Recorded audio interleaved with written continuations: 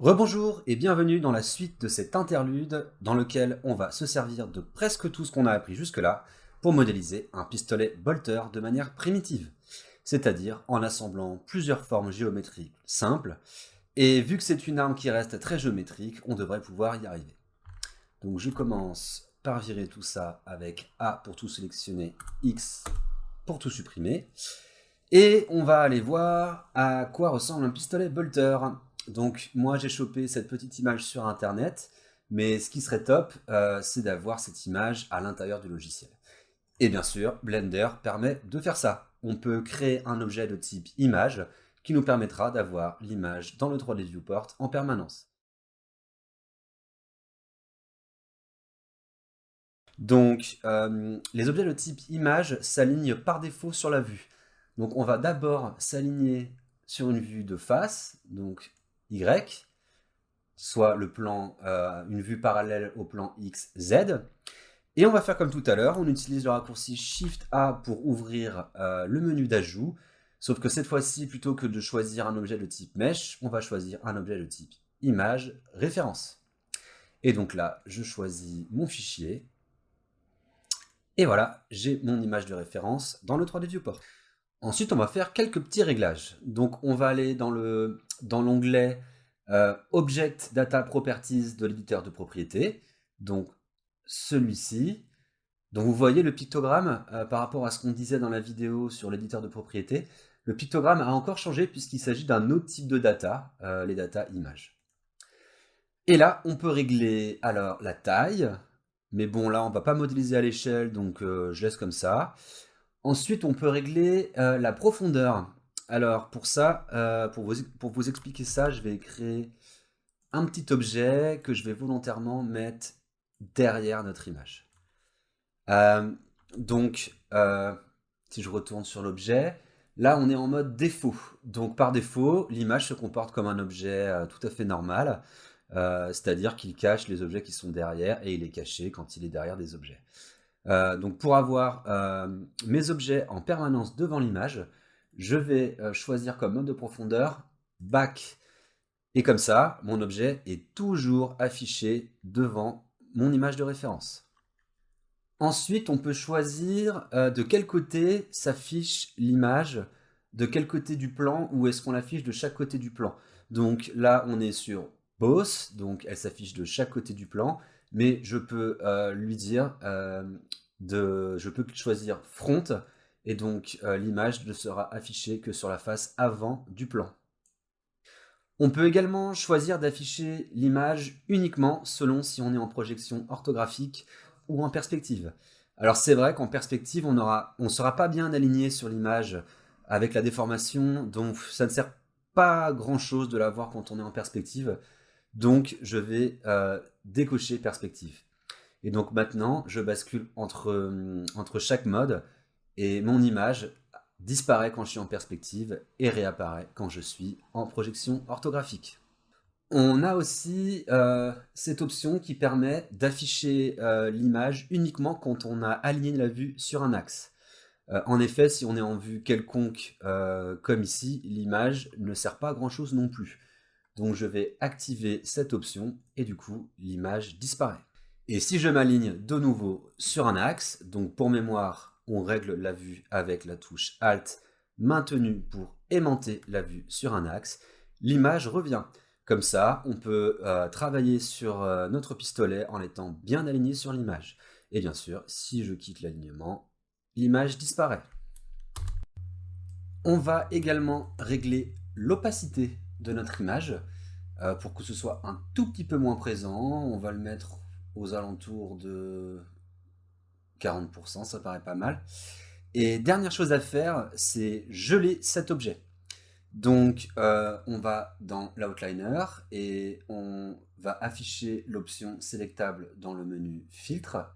Et maintenant, si je décoche sélectable, notre image de référence ne pourra plus jamais être sélectionnée. Autre chose que j'aime bien faire, c'est avoir mon image de référence toujours affichée dans un coin. Comme ça, je peux toujours y jeter un petit coup d'œil, même quand l'image de référence n'est pas affichée. Donc si vous avez un deuxième écran, vous pouvez utiliser cet écran pour afficher l'image du bolter, mais sinon vous pouvez utiliser l'image editor. Donc comme on a vu sur la vidéo, sur l'interface utilisateur, on peut ajouter une zone par ici. On va la mettre en bas. Je choisis comme éditeur l'image editor. Je vais chercher mon image. Et voilà, comme ça, j'ai toujours, à vue d'œil, mon image de référence dans un coin de mon interface. Voilà, notre setup est enfin en place. On va pouvoir commencer. Donc, commençons cette modélisation. Déjà, ce qu'on peut faire, c'est commencer à analyser les différents éléments qui constituent des objets à part au sein du pistolet bolter. Donc, on a tout cet élément-là qui a l'air d'être un seul objet. Ensuite, on a l'élément qui a derrière ici. On a la poignée, le chargeur, cette chose-là, je ne sais pas comment on appelle ça, les canons et la partie, on va dire, viseur, toute la partie du haut.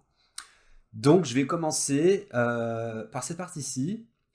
Donc, on va travailler avec des formes primitives. Donc, ce qui se rapproche le plus, c'est un cube qu'on va pouvoir déformer. Et le petit décroché, en fait, ici, du coup, ça va nous obliger à décomposer cet objet en deux objets. Un pour la partie de droite et un plus petit pour la partie de gauche. Alors, c'est parti. Shift A, Mesh, je crée un cube que je déplace, on va dire, à peu près par ici. Et je vais tout de suite le scaler pour le rendre plus petit. Donc au début, je vais utiliser les gizmos pour que vous compreniez bien ce que je fais. Alors l'embêtant, c'est qu'utiliser les gizmos, parfois, c'est un peu chiant. Ouais, donc en fait, je vais repasser en mode move. Donc là, je fais un scale uniforme avec la touche, rappelez-vous, S. Et je vais juste faire en sorte que les deux hauteurs soient identiques.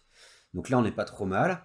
Je centre l'objet et je fais un scale, cette fois-ci sur X pour augmenter la largeur. SX, donc au clavier, hein, et je fais correspondre les largeurs. Et là, je suis pas trop mal. Ensuite, je vais me mettre en vue de perspective pour régler l'épaisseur. Ça me paraît un mini poil épais, donc je vais le scaler un tout petit peu sur Y, donc SY, et je me remets en face. Ce qui va pouvoir me permettre de faire la deuxième partie.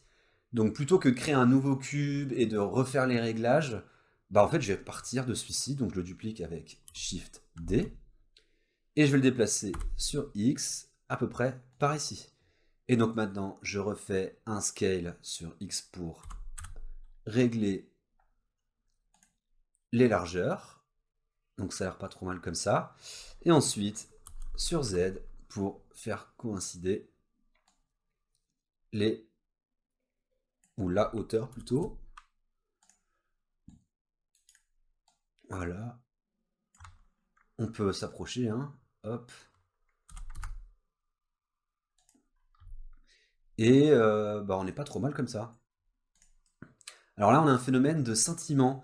C'est parce qu'en fait, cette face-ci de cet objet-là et cette face-ci de cet objet-là sont exactement sur le même plan, puisqu'on les a dupliqués sur l'axe X, donc sur l'axe Y, ils sont exactement sur le même plan. Et donc Blender ne sait pas quel objet, ou plutôt quelle face afficher, celle de celle-ci ou celle-ci. Du coup, ce qu'on peut faire, c'est, parce que c'est quand même très dérangeant, faire un mini scale sur Y pour que les plans ne soient plus parfaitement coplanaires et on n'a plus le phénomène de scintillement. Je reviens sur ma vue de face en m'alignant sur l'axe Y. Et maintenant, on va s'attaquer à cette partie-là. Donc je vais, comme tout à l'heure, partir de cet objet. Et on va le mettre à peu près au centre du premier élément. Et on fait un scale sur X, donc SX au clavier, jusqu'à ce qu'on soit pas trop mal. Et en fait, on peut voir sur le dessin qu'en fait, cet élément est plus épais que le premier élément qu'on a fait. Donc on va un tout petit peu le scaler sur Y pour qu'il dépasse, comme ça. Et donc du coup, on a 1, 2, 3, 4, 5, 6 éléments. Donc ce que je vais faire, c'est que je vais faire une action que je vais pouvoir ensuite répéter. Donc l'action, ça va être de dupliquer, de faire un mouvement sur l'axe X, et je valide. Donc en fait, j'ai fait 2 actions en une. J'ai dupliqué et déplacé. Tant que je n'ai pas validé avec le clic de la souris, je suis toujours dans la même action. Et donc cette action, je peux la répéter avec le raccourci Shift R. 1 fois, 2 fois, 3 fois. Alors vous voyez, mon entracte, c'était pas bon.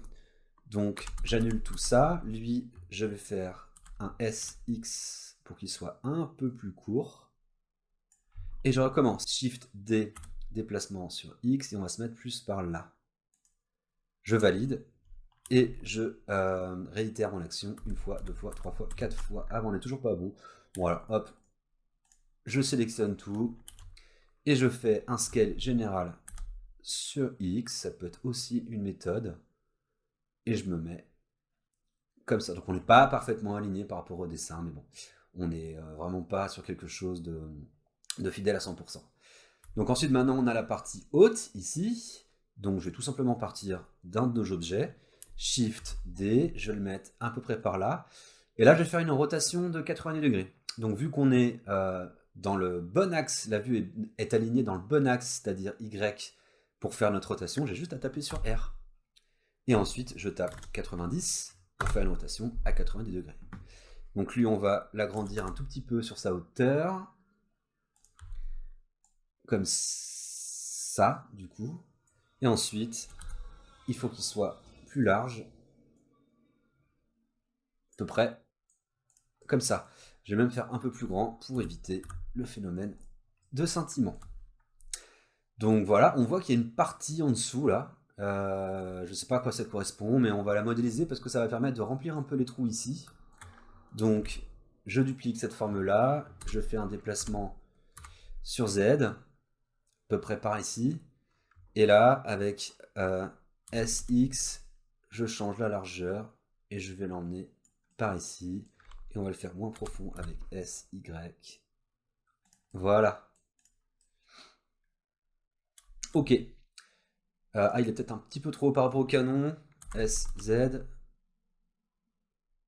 Donc je vais baisser tout ça et je vais baisser ça aussi.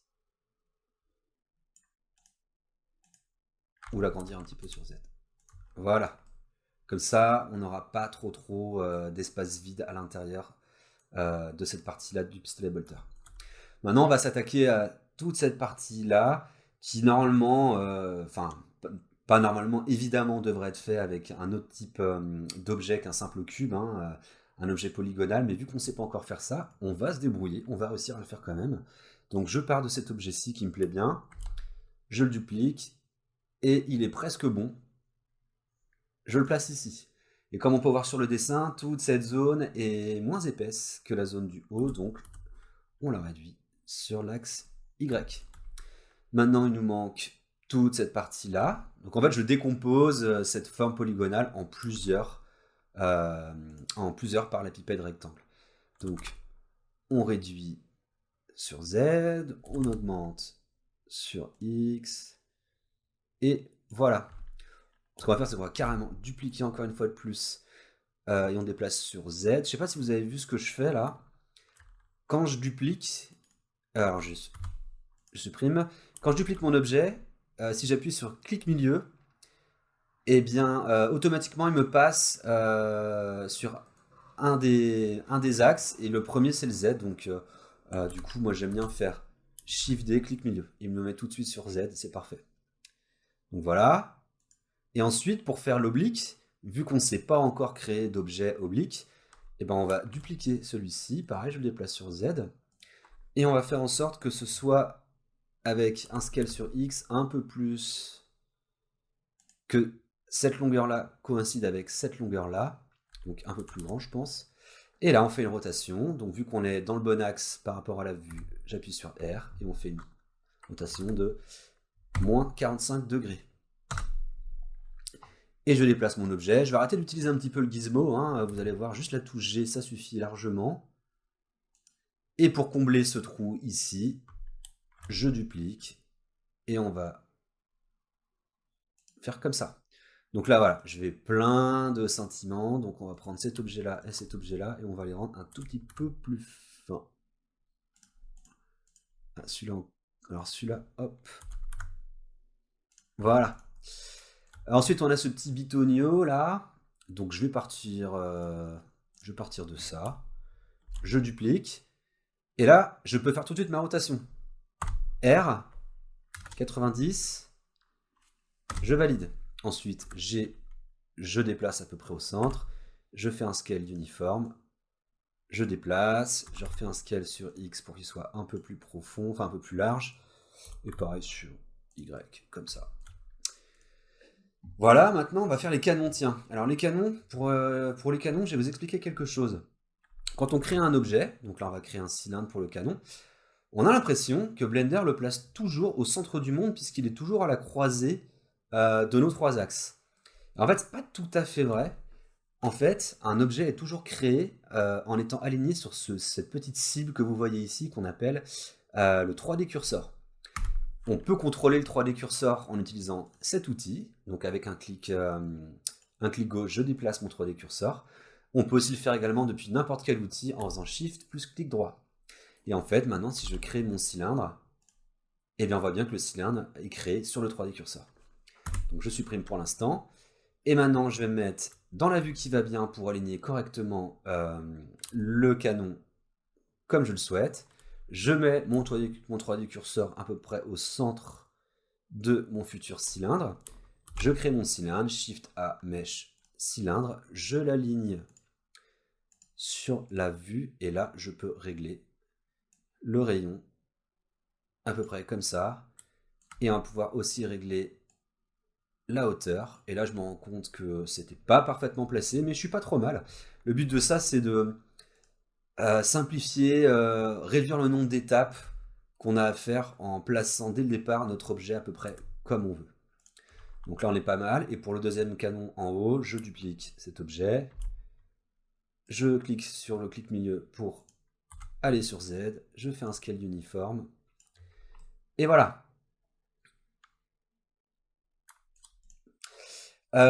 Ensuite, on va pouvoir créer le viseur et tout ce qu'il y a ici. Donc je vais partir de cet élément-là qui correspond à peu près. Je le duplique et je vais le mettre ici. Il est un peu trop épais, donc S, Y. Et voilà. Ensuite, je vais dupliquer cet objet-là qui me plaît bien.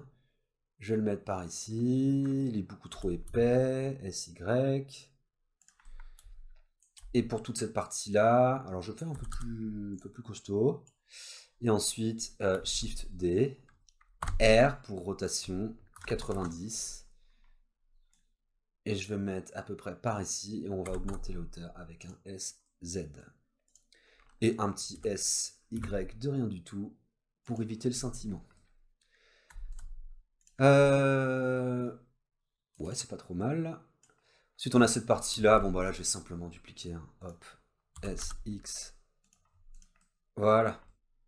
Ce qu'il faut, c'est que ça ait l'air convaincant. On est là, on fait pas de la copie conforme. Je me réaligne de nouveau. J'ai l'impression qu'il me manque quelque chose ici. Là, c'est un petit creux qui va pas être top, ça, quand on va vouloir l'imprimer. Donc, je vais dupliquer ça. Non, je ne veux pas delete. Shift D et on va juste le placer ici. Et puis, on va faire comme d'hab. Voilà, pour éviter le scintillement. Il va nous rester la poignée. Je vais partir de ça, que je vais mettre ici. Ça n'a pas besoin d'être aussi large. On va se mettre comme ça. Donc G pour déplacer.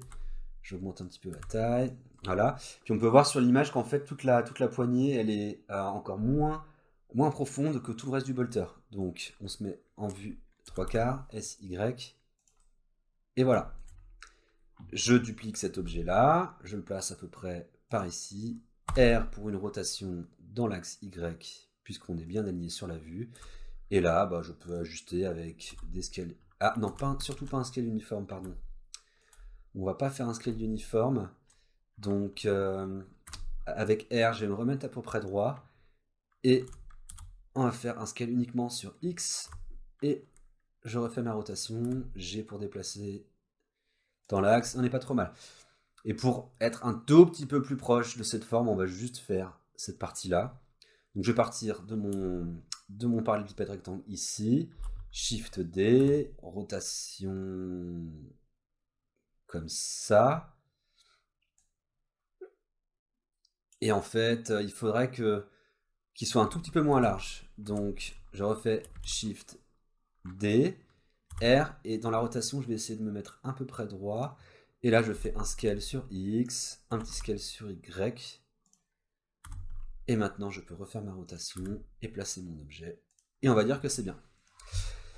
Il ne nous reste plus que le chargeur. On va partir de cette forme-là. Shift D. SX pour le faire un peu moins large. SY pour le faire un peu plus haut. Et on fait une rotation, un petit scale général. Et on va le faire évidemment moins épais que cette partie-là. Et puis, bon, petite rotation encore. Hop. Et puis ici, on va faire ça rapidement en dupliquant cet objet. On fait comme tout à l'heure, on le remet droit. S, Z pour la hauteur. SX pour la largeur. SY, SZ encore un petit coup. Et hop, rotation. Et puis voilà, on essaye de... Je sais pas si vous voyez à quel point c'est très efficace de faire juste R, on fait une rotation. On ajuste, on déplace un petit coup avec G, on refait un petit coup R. C'est vraiment très efficace comme principe pour modéliser. Et voilà, il va nous manquer ce petit élément ici. Donc pour ça, ce qu'on va faire, c'est qu'on va passer dans un mode qui s'appelle wireframe. Donc en fait, ça va afficher uniquement les arêtes de nos objets et non plus les faces. Ce qui fait qu'on passe à une forme de transparence. Donc on va partir de... On va créer un nouvel objet. Je déplace mon 3D curseur ici. Je crée un nouveau cube que je vais scaler à peu près correctement. Comme ça. Il est trop profond. Il est trop large, pardon. Donc SX. Je repasse en mode affichage normal. Et voilà, je vais centrer à peu près mon objet pour ensuite, après avoir fait un scale sur Y des deux côtés, voilà, il soit visible des deux côtés comme ça. On va le mettre un peu plus bas, histoire de... et pour finir, on va se faire les petits bitoniaux ici, là. Donc, comme tout à l'heure, on se met en vue de wireframe, on place notre 3D curseur ici, Shift A, mèche, cylindre aligné sur la vue, un petit peu moins de diamètre, on repasse en vue normale et on centre le bitonio. Et je le duplique simplement pour le deuxième bitonio ici, donc Shift D, on va le mettre à peu près par là.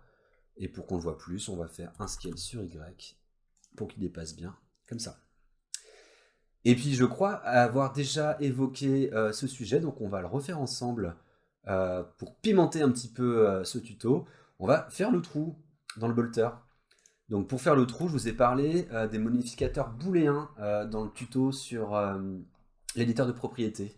Donc on va faire ça. Je vais dupliquer cet objet. Et le trou, il est orienté dans l'autre sens. Donc je fais une rotation sur l'axe Z. Et je fais une rotation de 90. Et ensuite, j'ai juste à le mettre un petit peu plus petit. Alors, je vais repasser en transparence, comme ça on verra carrément. Voilà. Je fais un scale uniforme pour que ce soit à peu près le bon diamètre. Et ensuite, je le fais dépasser bien sur les deux côtés avec un scale sur Y. Donc, on a nos deux opérandes, l'opérande A et l'opérande qui sert à faire le trou. Donc, je prends ma première opérande. Ici, je vais aller chercher un éditeur de propriété qui avait disparu. Je vais dans les modificateurs et je lui applique un booléen. Et je vais chercher, en deuxième opérateur, cet objet-ci.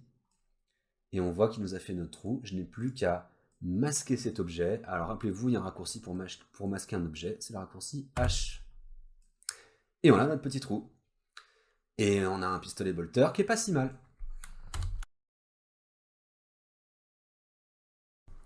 Donc voilà, on pourrait continuer, mais bon, vous avez compris le principe.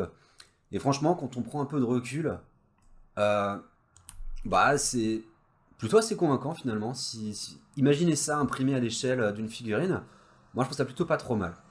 Ce qu'on va faire, c'est qu'on va exporter le fichier en STL pour voir ce que ça donne dans Litchi. Donc, je sélectionne tous les objets à exporter, je vais dans Fichier Export STL, et je vais nommer mon fichier Bolter, et je fais bien attention d'exporter que la sélection. Donc, dans Litchi, hop, je vais chercher mon Bolter. Et alors déjà, si on regarde un petit peu les couches de notre objet, bah, on se rend compte que c'est totalement imprimable en fait, hein. Toutes les couches sont bien pleines, sont bien solides, il n'y a pas de creux, il n'y a pas de trou. Alors évidemment, il manquerait peut-être quelque chose ici là, pour relier la partie avant et la partie arrière du bolter à cet endroit-là, pour éviter un trop gros porte-à-faux, mais bon, ça maintenant vous savez comment faire. Je pense que cet objet est parfaitement imprimable. Ensuite, un petit mode que j'aime bien dans Litchi, quand vous allez dans Export, vous avez par défaut c'est objet, mais vous pouvez choisir Add Scale. Et ça vous met l'objet dans un contexte d'objet du quotidien. Donc là, on voit que l'objet est un tout petit peu trop petit par rapport à la réalité. Je vais le scaler un petit peu. Et en fait, on se rend compte que bah, finalement, imprimer à l'échelle d'une figurine, c'est plutôt assez convaincant. Donc voilà, ce que je voulais vous montrer, c'était qu'on peut faire, c'est qu'on peut commencer à faire des choses avec le peu de connaissances qu'on a à ce stade des tutoriels. Et c'est aussi pour vous encourager à passer du temps sur Blender, manipuler des objets, orienter la vue, pour que cette gymnastique de G, R, tout ça devienne instinctive et qu'orienter la vue soit aussi naturel que tourner la tête dans le monde réel, quoi. Qu'on transforme un objet de manière machinale sans même penser qu'on est en train de le faire. C'est comme ça qu'ensuite on va très vite et qu'on peut être pas plus efficace mais plus créatif dans Blender parce qu'en fait on pense plus à la technique. J'ai rencontré pas mal de gens sur Discord qui font déjà ce genre de choses avec MeshMixer. Et ce que je voulais vous montrer aussi, c'est que c'est très simple de faire la même chose avec Blender. Sauf que le temps que vous passez sur Blender au lieu de MeshMixer vous permet d'apprendre un logiciel entre 200 et 3 fois plus puissant. Donc voilà, c'est pour vous encourager à passer sur ce logiciel pour créer vos propres projets. Je précise quand même, s'il y a des amateurs confirmés en 3D ou des professionnels, qu'évidemment ce qu'on a fait, hein, se faire entrecroiser des blocs comme ça pour modéliser un objet, c'est une hérésie totale. Je le dis, hein. Mais on s'en fout. L'idée là, c'est vraiment de réussir à faire quelque chose quand on ne sait pas faire de la modélisation polygonale. Et en plus, je dis par contre pour les novices qu'il y a des choses qu'on a fait qui sont correctes ici, comme séparer un objet en différents, comment dire, décomposer le pistolet bolter en différents objets. Le coup du canon, c'est bon, ça c'est bon. Les bitonios, c'est bon. Bon, ça, il aurait fallu que ce soit un seul objet. Celui-là aussi, il aurait fallu que ce soit un seul objet. Mais bon, voilà, on va apprendre à faire ça plus tard. Le chargeur, ça aurait pu être ça. Voilà. Donc voilà, on a quand même appris quelque chose sur la manière de modéliser un objet de manière professionnelle. Mais bon voilà, pour aller plus loin, on verra ça dans d'autres tutos. En attendant, si vous avez des idées de modélisation simples qui peuvent se décomposer facilement en forme géométrique comme on vient de le faire, et ben vous allez pouvoir le réaliser en suivant cette méthode. Et voilà, on va pouvoir passer au second chapitre dans les prochaines vidéos, où l'on va s'attarder encore un tout petit peu sur des nouveaux outils et des concepts qui sont assez importants avant de commencer à poser une figurine. Voilà, donc merci d'avoir suivi cette vidéo et je vous dis à très bientôt.